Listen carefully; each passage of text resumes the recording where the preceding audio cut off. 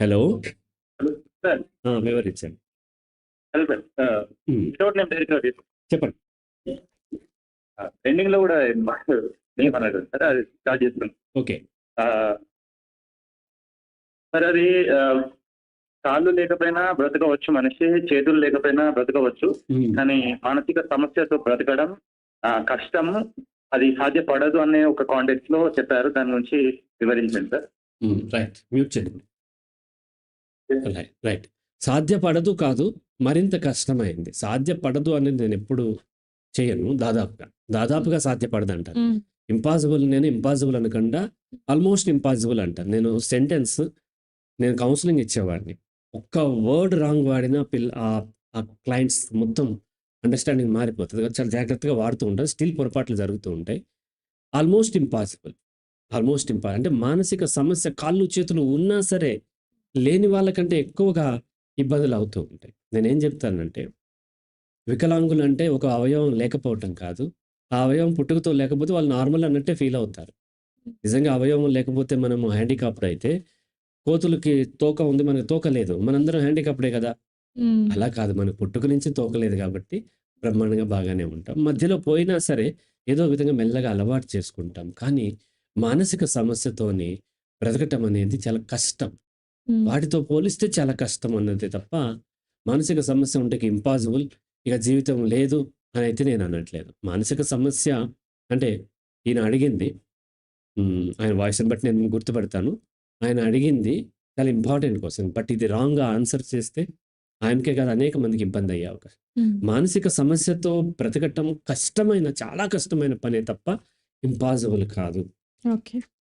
Impossible అంటే ఇక నేను బ్రతకడం వేస్ట్ అనుకునే అవకాశాలు ఉంటాయి. నేను ఎందుకు కౌన్సిలింగ్లో ఈ వీడియోలో అన్నీ చెప్పనంటే, ఒక రాంగ్ కమ్యూనికేషన్ చాలా జీవితాలు నాశనం చేస్తుంది. చాలా జాగ్రత్తగా స్టేట్మెంట్స్ చేయాలి. మిగతా వాళ్ళు టీచర్స్ లేకపోతే డాక్టర్స్ ఎట్లంటే అట్లా చేసేయచ్చు. కానీ అంటే ప్రజల్లో నమ్మకం ఉన్నటువంటి సైకాలజిస్ట్ అట్లా మాట్లాడకూడదు. చాలా ఇంపాక్ట్ ఎక్కువ ఉంటుంది. మానసిక సమస్య నుంచి బయటపడటం చాలా easy, not immediate. Easy but not immediate, right? అలాగే మానసిక సమస్య కనిపించడానికి ఏమి పెద్ద కనిపించకపోవచ్చు, దాని ఇంపాక్ట్ చాలా ఎక్కువ ఉంటుంది.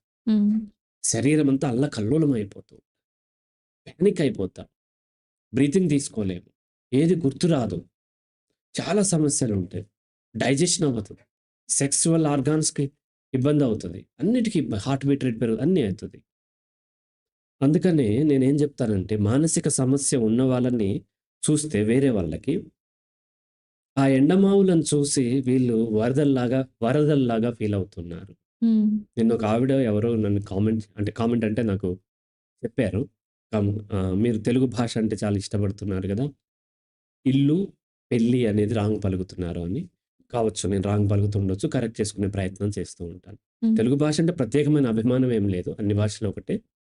తెలుగు భాషలో కొన్ని అందాలు ఉన్నాయి, అవి మనం గుర్తిస్తే, అంటే భా అని పలికితే బాగుంటుంది. భారతదేశం అంటే చాలా మంది భారతదేశం అంటారు. హరి రాఘవ్ అంటారు. హరి రాఘవ్ కాదు, హరి రాఘవ్. అలాగే నా భార్య పేరు సుధా. సుధా అని పిలిస్తే నాకు చాలా ఇష్టం, ఆమెకు కూడా ఇష్టం. నా పెద్ద కొడుకు పేరు షౌభిత్. పి ఒత్తి పలకాలి. అలా పలికితే చాలా బాగుంటుందని నేను దాన్ని ఎంజాయ్ చేస్తూ ఉంటాను. అలాగే ఆవిడ చెప్పింది కరెక్ట్, ఆవిడ అబ్జర్వేషన్ కరెక్ట్. ఏంటో ఊర్లో పెరిగి వచ్చావు కాబట్టి కొంత రాంగ్ ఇంకా చాలా కూడా పలుకుతూ ఉండొచ్చు, అవన్నీ కరెక్ట్ చేసుకుంటూ ఉంటాను. ఇంగ్లీష్ కూడా అరుణశ్రీ గారు నన్ను చాలా కరెక్ట్ చేస్తుంది, ఎందుకంటే మదర్ టంగ్ ఇన్ఫ్లుయెన్స్ ఉంటుంది. నేను తెలుగు మీడియం నుంచి వచ్చిన వాడిని కాబట్టి అవన్నీ ఆవిడ చాలా కరెక్ట్ చేసింది, నన్ను చాలా షార్ప్ ఏం చేసింది. రైట్. ఎండమావులను చూసి వీళ్ళు వరదలు అని భయపడుతున్నారు అని భావిస్తూ ఉంటారు. చూసే వాళ్ళకి అలా అనిపిస్తుంది.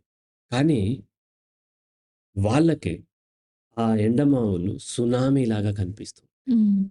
ఒక 70 అడుగుల ఎత్తున్నటువంటి ఒక అల వస్తే ఎలా ఉంటుందో అలా ఉంటుంది. కాబట్టి మానసిక సమస్య తీవ్రత చాలా బలంగా జీవితం మీద ఉంటుంది. ఇంపాసిబుల్ అని చెప్పట్లేదు, రైట్ నాన్న? అంటే ఇంపాసిబుల్ అని బోర్డు అనలేదు, ఆ కాంటెక్స్ట్ అంటే చాలా కష్టము. అవును, చాలా కష్టము అనే కాంటెక్స్ట్ లో చెప్పాను, రైట్? కానీ బయటపడటం ఈజీయే, బట్ నాట్ ఇమీడియట్. ప్రాపర్ వేలో బయటపడాలి. చెప్పండి ఇంకో క్వశ్చన్. అంటే ఇప్పుడు మీరు నార్మల్ గా కౌన్సిలింగ్ మూవ్ అవుతున్న నాట్ ఇమీడియట్లీ బట్ అది పాసిబుల్ అవుతుంది. అది తగ్గించుకోవడం అని చెప్పారు. సో అది 6 months to 1 year అన్నారు. ఇంకా లాంగ్ డ్యూరేషన్ కూడా పట్టచ్చు కదా సార్, అది స్లోగా కొంతమందికి డిపెండ్స్ 5 years కానీ 6 years కానీ డిపెండ్స్ వాళ్ళకు ఉన్నటువంటి ఎక్స్టర్నల్ ఫ్యాక్టర్స్, వాళ్ళ యొక్క strength of the attitude and resistance of పెర్సుయేషన్ అంటాం. అంటే యాటిట్యూడ్ మార్పుని రెసిస్ట్ చేసుకుంటూ ఉంటారు ఆ కౌన్సిలర్. దీన్ని బట్టి అది టైం పట్టవచ్చు, కొంతమందికి విత్ ఇన్ మంత్లోనే తగ్గొచ్చు, కొంతమందికి ఇయర్స్ కూడా పట్టవచ్చు.